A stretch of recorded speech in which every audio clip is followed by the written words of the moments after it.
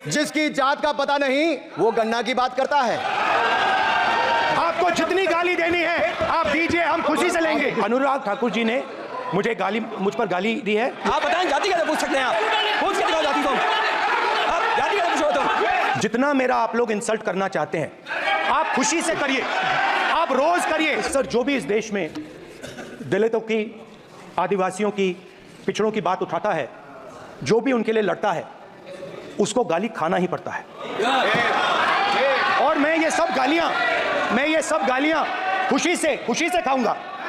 क्योंकि महाभारत की बात हुई तो महाभारत में अर्जुन को सिर्फ मच्छी की आंख दिख रही थी, उसी प्रकार मुझे सिर्फ मच्छी की आंख दिख रही है। आपको जितनी गाली देनी है आप दीजिए, हम खुशी से लेंगे। अनुराग ठाकुर जी ने मुझ पर गाली दी है। मुझे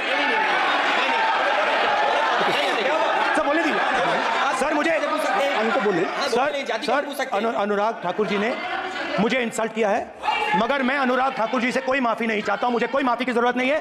मैं लड़ाई लड़ रहा हूं। जितनी आपको गाली देनी है मैं आपसे कभी माफी नहीं मांगूंगा। मुझे आपकी माफी नहीं चाहिए। सभापति महोदय, इनसे ये पूछना चाहता हूं, आपने जाति कैसे पूछ ली है? बताइए बस।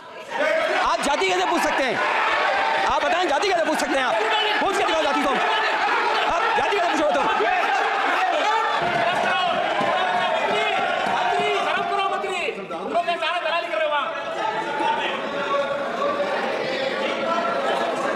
आज बाहर, दिल्ली के बाहर आपने किसानों पर टीयर गैस चलाया है, आपने किसानों पर लाठीचार्ज किया है। किसान आपसे एमएसपी मांगते हैं, सही दाम मांगते हैं, मगर आप अदानी को फायदा पहुंचाते हो, अंबानी को फायदा पहुंचाते हो और किसान का अंगूठा काटने का काम करते हो। देखिए,